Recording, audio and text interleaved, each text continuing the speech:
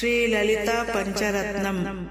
प्रातः स्मरामि ललितावदनारविन्दम्, बिम्बाधरम् मृदुलमौक्तिकशोभिनासम्, आकर्णदीर्घनयनम् मणिकुण्डलाढ्यम्, मन्दस्मितम् मृगमदोज्ज्वलफालदेशम्।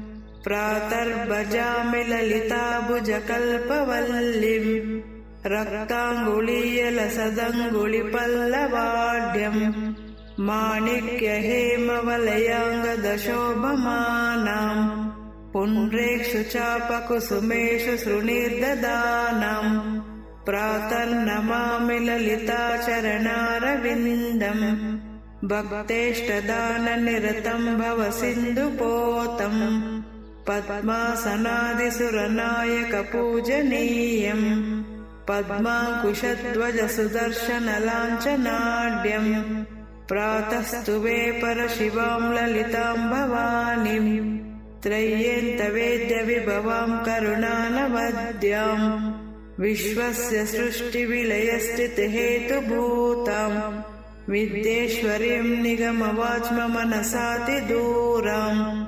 प्रातर्वदामि ललिते तव पुण्यनामा, कामेश्वरीति कमलेति महेश्वरीति, श्रीशाम्भवीति जगताम् जननी परेति, वाग्देवतेति वचसा त्रिपुरेश्वरीति।